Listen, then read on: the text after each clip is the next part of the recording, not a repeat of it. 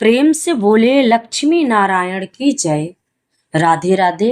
आज गुरुवार का दिन है। गुरुवार का दिन बृहस्पति देव और भगवान विष्णु को समर्पित होता है।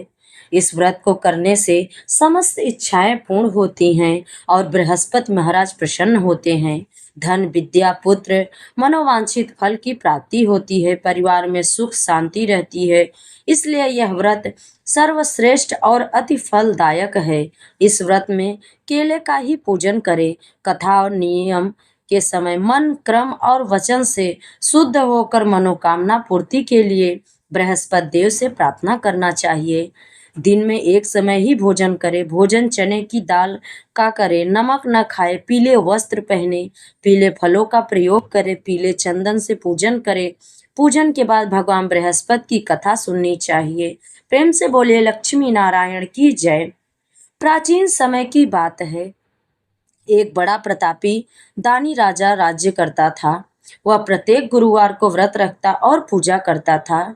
यह उसकी रानी को अच्छा नहीं लगता। न वह व्रत करती और न ही किसी को पैसा दान में देने देती। राजा को भी ऐसा करने से मना करती। एक समय की बात है। राजा शिकार खेलने वन को चले गए। घर पर रानी और दासी थी। उस समय गुरु बृहस्पति साधु का रूप धारण कर राजा के दरवाजे पर भिक्षा मांगने आए। साधु ने रानी से भिक्षा मांगी तो वह कहने लगी, हे साधु महाराज, मैं इस दान और पुण्य से तंग आ गई हूँ। आप कोई ऐसा उपाय बताएं जिससे यह सारा धन नष्ट हो जाए और मैं आराम से घर में रह सकूं। साधु रूपी बृहस्पति देव ने कहा, हे देवी, तुम बहुत विचित्र हो। संतान और धन से कोई दुखी होता है। अगर तुम्हारे पास इतना धन है तो इसे शुभ कार्यों में लगाओ, जिससे तुम्हारे दोनों लोग सुधर जाएंगे। परंतु साधु की इन बातों से रानी खुश नहीं हुई। उसने कहा, मुझे ऐसे धन की आवश्यकता नहीं जिसे मैं दान दूं, जिसको संभालने में ही मेरा सारा समय नष्ट हो जाए। साधु ने कहा, अगर तुम्हारी ऐसी इच्छा है तो जैसा मैं तुम्हें कहता हूँ तुम वैसा ही करना। बृहस्पतिवार के दिन तुम घर को गोबर से लीपना, अपने बालों को पीली मिट्टी से धोना, बालों को धोते समय स्नान करना, राजा से हजामत बनाने का कहना, भोजन में मांस मदिरा खाना, कपड़ा धोबी के हाथ धुलने डालना। इस प्रकार 7 बृहस्पतिवार करने से तुम्हारा समस्त धन नष्ट हो जाएगा। इतना कहकर साधु बने बृहस्पति देव अंतर ध्यान हो गए। साधु के कहे के अनुसार करते हुए रानी को केवल 3 ही बृहस्पतिवार बीते थे कि उनकी समस्त धन संपत्ति नष्ट हो गई। भोजन के लिए परिवार तरसने लगा। एक दिन राजा रानी से बोले, हे रानी, तुम यहाँ रहो, मैं दूसरे देश में जाता हूँ, क्योंकि यहाँ पर मुझे सभी जानते हैं, इसलिए मैं कोई छोटा मोटा कार्य नहीं कर सकता। ऐसा कहकर राजा परदेश चले गए। वहाँ वह जंगल से लकड़ी काट कर लाता और शहर में बेचता। इस तरह वह अपना जीवन व्यतीत करने लगा। और इधर राजा के बिना रानी और दासी दुखी रहने लगी। एक समय जब रानी और दासी को 7 दिन बिना भोजन के रहना पड़ा तो रानी ने अपनी दासी से कहा, हे दासी, पास ही के नगर में मेरी बड़ी बहन रहती है। वह बड़ी धनवान है। तू उसके पास जा और कुछ लेके आ, ताकि हम लोगों का थोड़ा बहुत गुजर बसर हो जाए। दासी रानी की बहन के पास गई। उस दिन बृहस्पतिवार का दिन था। रानी की बहन उस समय बृहस्पतिवार की कथा सुन रही थी। दासी ने रानी की बहन को अपनी रानी का संदेश दिया, लेकिन रानी की बहन ने ना कोई उत्तर दिया और ना ही दासी से बात किया। जब दासी को रानी की बहन से कोई उत्तर नहीं मिला तो वह बहुत दुखी हुई। उसे क्रोध भी आया। दासी ने वापस आकर सारी बात रानी को बता दी। रानी सुनकर अपने भाग्य को कोसने लगी। उधर रानी की बहन ने सोचा कि मेरी बहन की दासी आई थी, लेकिन मैं उससे बोली नहीं, इससे वह बहुत दुखी हुई होगी। अब कथा सुन ली हूँ, कथा समाप्त करके अपनी बहन के घर चली जाती हूँ। आई बहन के घर पे और बोली, हे बहन, मैं बृहस्पतिवार का व्रत कर रही थी। तुम्हारी दासी गई थी, लेकिन जब तक कथा होती है तब तक ना उठते हैं और ना ही किसी से बात करते हैं, इसलिए मैं नहीं बोली। कहो तुम्हारी दासी मेरे घर क्यों आई थी? रानी बोली, बहन, हमारे घर अनाज नहीं था। ऐसा कहते कहते रानी की आंखें भर आई और रानी रोने लगी। उसने दासियों समेत भूखा रहने की अपनी बहन से बात बताई। रानी की बहन बोली, बहन देखो, बृहस्पति देव भगवान सभी की मनोकामना पूर्ण करते हैं। शायद तुम्हारे घर में अनाज रखा हो, एक बार जाकर देख लो। यह सुनकर दासी घर के अंदर गई तो वहां उसे एक घड़ा अनाज का भरा मिल गया और दासी को बड़ी हैरानी भी हुई क्योंकि उसे एक एक बर्तन देख लिया था। उसने बाहर आकर रानी को कहा और दासी रानी से कहने लगी, हे रानी, जब हमको भोजन नहीं मिलता तो हम भगवान का व्रत ही तो करते हैं, इसलिए क्यों ना इनसे व्रत और कथा की विधि पूछ लो, हम भी व्रत किया करेंगे। दासी के कहने पर रानी ने अपनी बहन से बृहस्पतिवार व्रत के बारे में पूछा।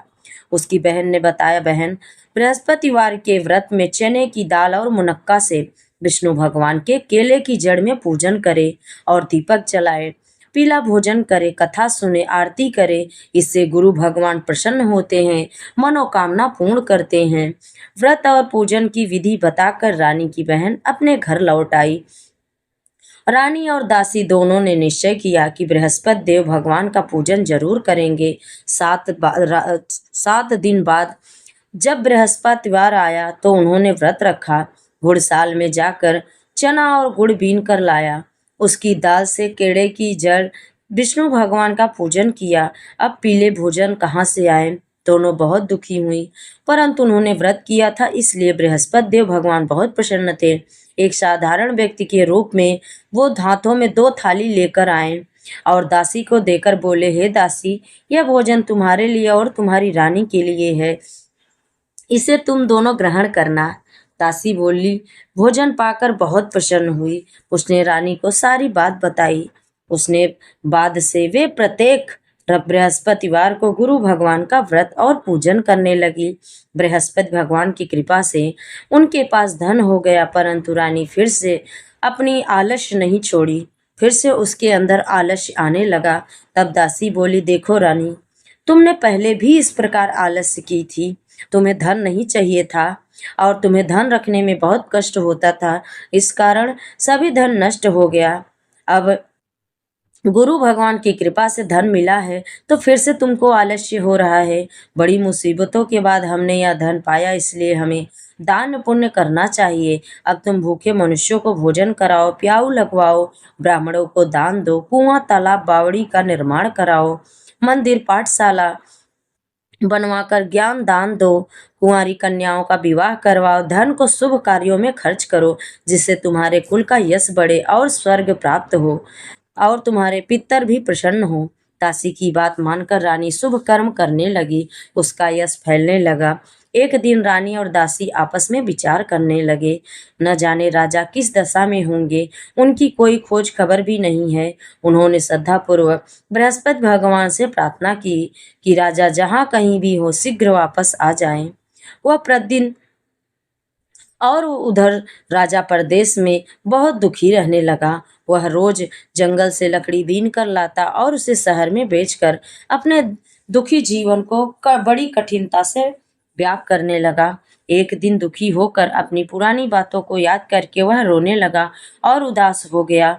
उसी समय राजा के पास बृहस्पति देव साधु के वेश में आकर बोले, हे लकड़हारे, तुम इस सुनसान जंगल में किस चिंता में बैठे हो, मुझे बताओ। यह सुन राजा के नेत्रों में जल भर गया। साधु की वंदना कर राजा ने अपनी संपूर्ण कहानी बताई।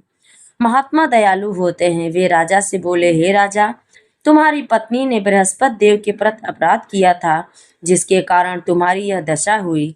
अब तुम चिंता मत करो, भगवान तुम्हें पहले से अधिक धन देंगे। देखो, तुम्हारी पत्नी ने बृहस्पतिवार का व्रत आरंभ कर दिया। अब तुम भी बृहस्पतिवार का व्रत करके चने की दाल और गुड़ जल के लोटे में डालकर केले का पूजन करो और कथा कहो या सुनो, भगवान तुम्हारी सभी मनोकामना पूर्ण करेंगे।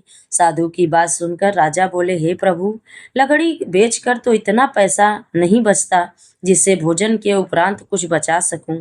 मैंने रात्रि में अपनी रानी को व्याकुल देखा। मेरे पास कोई साधन नहीं जिससे उनका समाचार जान सकूं। फिर मैं कौन सी कहानी कहूं, यह भी मुझको मालूम नहीं। साधु ने कहा, हे राजा, मन में बृहस्पति भगवान के पूजन का व्रत का निश्चय करो, वे स्वयं तुम्हारे लिए कोई राह बना देंगे। बृहस्पतिवार के दिन तुम रोजाना की तरह लकड़ियां लेकर शहर में जाना। तुम्हें रोज से दुगना धन मिलेगा, जिससे तुम भली भांति भोजन कर लोगे। बृहस्पति देव की पूजा का सामान भी आ जाएगा। जो तुमने बृहस्पतिवार की कहानी के बारे में पूछा है, मैं वह तुमको बताता हूँ, जो इस प्रकार है।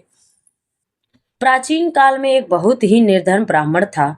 उसको कोई संतान नहीं थी। वह नित्य पूजा पाठ करता, लेकिन उसकी स्त्री न स्नान करती और न किसी देवी देवता का पूजन करती। इस कारण ब्राह्मण देवता बहुत दुखी रहते थे। भगवान की कृपा से ब्राह्मण के यहाँ एक कन्या हुई। कन्या बड़ी होने लगी। प्रातः स्नान करके वह भगवान विष्णु का जप करती, बृहस्पतिवार का व्रत भी करने लगी। पूजा पाठ समाप्त कर कर पाठशाला जाती तो अपनी मुट्ठी में जौ भर लेके जाती और पाठशाला के मार्ग में डालती जाती। लौटते समय वही जौ स्वर्ण के हो जाते तो उनको बीनकर घर ले आती। एक दिन वह बालिका सूप में उन सोने के जौ को फटक कर साफ कर रही थी। तभी उसकी माँ ने देख लिया और कहा कि हे बेटी, सोने के जौ को फटकने के लिए सोने का सूप भी तो होना चाहिए। दूसरे दिन गुरुवार था। कन्या ने व्रत रखा और बृहस्पति देव से सोने का सूप देने की प्रार्थना की। बृहस्पति देव ने उनकी प्रार्थना स्वीकार कर ली। रोजाना की तरह वह कन्या जौ फैलाते हुए पाठशाला चली गई। पाठशाला से लौटकर जब वह जौ बीन रही थी तो बृहस्पति देव की कृपा से उसे सोने का सूप मिला। उसे वह घर ले आई और उससे जौ साफ करने लगी, परंतु उसकी माँ का वही ढंग रहा। एक दिन की बात है, कन्या सोने के सूप में जौ साफ कर रही थी। उस समय उस नगर का राजकुमार वहां से निकला। कन्या के रूप और कार्य को देखकर वह उस पर मोहित हो गया। राजमहल आकर वह भोजन और जल त्याग कर उदास होकर लेट गया। राजा को जब राजकुमार द्वारा अन्न जल त्यागने का समाचार मिला तो अपने मंत्रियों के साथ वह अपने पुत्र के पास गया और उसका कारण पूछा। राजकुमार ने राजा को उस लड़की के घर का पता भी बता दिया। मंत्री उस लड़की के घर गया। मंत्री ने ब्राह्मण के समक्ष राजा की ओर से निवेदन किया। कुछ ही दिन बाद ब्राह्मण की कन्या का विवाह राजकुमार के साथ संपन्न हो गया। कन्या के घर से जाते ही ब्राह्मण के घर में पहले के जैसी गरीबी हो गई। एक दिन दुखी होकर ब्राह्मण अपनी पुत्री से मिलने गए। बेटी ने पिता की ऐसी दशा देखा और अपनी माँ का हाल पूछा। ब्राह्मण ने सभी हाल कह सुनाया। कन्या ने बहुत सा धन देकर अपने पिता को विदा कर दिया, लेकिन कुछ दिन बाद फिर वही हाल हो गया। ब्राह्मण फिर अपनी कन्या के यहाँ गया और सभी हाल कहते हुए बोला। तब पुत्री बोली, हे पिताजी, आप माताजी को यहाँ लेकर आओ, मैं उन्हें वह विधि बता दूंगी जिससे गरीबी दूर हो जाए। ब्राह्मण देवता अपनी स्त्री को साथ लेकर अपनी पुत्री के पास राजमहल पहुंचे तो पुत्री अपनी माँ को समझाने लगी, हे माँ, तुम प्रातःकाल स्नान करके विष्णु भगवान का पूजन करो, सब दरिद्रता दूर हो जाएगी। लेकिन उसकी माँ ने उसकी एक भी बात नहीं मानी। वह प्रातःकाल उठकर अपनी पुत्री की बची जूठन को खा लेती थी। एक दिन उसकी पुत्री को बहुत गुस्सा आया। उसने अपनी माँ को एक कोठरी में बंद कर दिया। प्रातः उसने स्नान करा के पूजा पाठ करवाया तो उसकी माँ की बुद्धि ठीक हो गई। इसके बाद वह नियम से पूजा पाठ करने लगी। प्रत्येक बृहस्पतिवार को व्रत करने लगी। इस व्रत के प्रभाव से मृत्यु के बाद वह स्वर्ग को गई। वह ब्राह्मण भी सुखपूर्वक जीवन व्यतीत कर स्वर्गलोक को सुख भोग कर स्वर्गलोक प्राप्त हुआ। इस तरह कहानी कहकर साधु बने देवता वहां से लोप हो गए। धीरे धीरे समय व्यतीत होने पर फिर बृहस्पतिवार का दिन आया। राजा जंगल से लकड़ी काटकर शहर में बेचने गया। उसे उस दिन और दिनों से अधिक धन मिला। राजा ने चना गुड़ लाकर बृहस्पतिवार का व्रत किया। उस दिन से उससे सभी क्लेश दूर हुए, परंतु जब अगले गुरुवार का दिन आया तो वह बृहस्पतिवार का व्रत करना भूल गया। इस कारण बृहस्पति भगवान नाराज हो गए। उस दिन उस नगर के राजा ने विशाल यज्ञ का आयोजन किया था। अपने समस्त राज्य में घोषणा करवा दी कि सभी मेरे यहाँ भोजन करने आए, किसी के घर चूल्हा न जले। इस आज्ञा को जो नहीं मानेगा उसको फांसी की सजा दी जाएगी। राजा की आज्ञा के अनुसार राज्य के सभी वासी राजा के भोज में सम्मिलित हुए, लेकिन लकड़हारा कुछ देर से पहुंचा, इसलिए राजा उनको अपने साथ महल में ले गए। जब राजा लकड़हारे को भोजन करा रहे थे तो रानी की दृष्टि उस खूंटी पर पड़ी जिस पर उनका हार लटका हुआ था। उसे हार खूंटी पर लटका दिखाई नहीं दिया। रानी को निश्चय हो गया कि मेरा हार इस लकड़हारे ने चुरा लिया है। उसी समय सैनिक बुलवाकर उनको जेल में डलवा दिया। लकड़हारा जेल में विचार करने लगा कि न जाने कौन से पूर्व जन्म के कर्म से मुझे दुख प्राप्त हुआ है, और जंगल में मिले साधु को याद करने लगा। तभी बृहस्पति देव साधु के रूप में प्रकट हो गए और कहने लगे, अरे मूर्ख, तूने बृहस्पति देवता की कथा नहीं की, उसी कारण तुझे यह दुख प्राप्त हुआ है। अब चिंता मत कर, बृहस्पतिवार के दिन जेल खाने के दरवाजे पर तुझे 4 पैसे पड़े मिलेंगे। उनसे तू बृहस्पतिवार की पूजा करना तो तेरे सभी कष्ट दूर हो जाएंगे। अगले बृहस्पतिवार उसे जेल के द्वार पर 4 पैसे मिले। राजा ने पूजा का सामान मंगवाकर कथा कही और प्रसाद बांटा। उसी रात्रि में बृहस्पति देव ने उस नगर के राजा को स्वप्न में कहा, हे राजा, तूने जिसे जेल में बंद किया है उसे कल छोड़ देना, वह निर्दोष है। राजा प्रातः काल उठा और खूंटी पर हाथ टंगा देखकर लकड़हारे को बुलाकर क्षमा मांगी। राजा के योग्य सुंदर वस्त्र आभूषण भेंट कर उसे विदा किया। गुरुदेव की आज्ञा के अनुसार राजा अपने नगर को चल दिया। राजा जब नगर के निकट पहुंचा तो उसे बड़ा ही आश्चर्य हुआ। नगर में पहले से अधिक बाग, तालाब और कुएं, बहुत सी धर्मशालाएं, मंदिर बने हुए थे। राजा ने पूछा, यह किसका बाग और धर्मशाला है? तब नगर के सब लोग कहने लगे, यह सब रानी और दासी के द्वारा बनाए गए हैं। राजा को आश्चर्य हुआ और गुस्सा भी आया कि उसकी अनुपस्थिति में रानी के पास धन कहाँ से आया होगा। जब रानी यह खबर सुनी कि राजा आ रहे हैं तो उसने अपनी दासी से कहा, हे दासी, देख राजा हमको कितनी बुरी हालत में छोड़ के गए थे, वह हमारी ऐसी हालत देखकर लौट न जाए, इसलिए तू दरवाजे पर खड़ी हो जा। रानी के आज्ञा के अनुसार दासी दरवाजे पर जाकर खड़ी हो गई और जब राजा आए तो उन्हें अपने साथ महल में लेकर आई। तब राजा ने क्रोध करके अपनी तलवार निकाली और पूछने लगा, बताओ यह धन तुम्हें कैसे प्राप्त हुआ? तब रानी ने सारी कथा कह सुनाई। राजा ने निश्चय किया कि मैं रोजाना दिन में 3 बार कहानी कहा करूंगा और रोज व्रत किया करूंगा। अब हर समय राजा के दुपट्टे में चने की दाल बंधी रहती। दिन में 3 बार कथा कहता। एक रोज राजा ने कहा कि चलो अपनी बहन के यहाँ हो आए। इस प्रकार निश्चय कर राजा घोड़े पर सवार होकर अपनी बहन के यहाँ चल दिया। मार्ग में उसने देखा कि कुछ आदमी एक मुर्दे को लिए जा रहे हैं। उन्हें रोककर राजा कहने लगा, अरे भाइयों, मेरी बृहस्पतिवार की कथा सुन लो।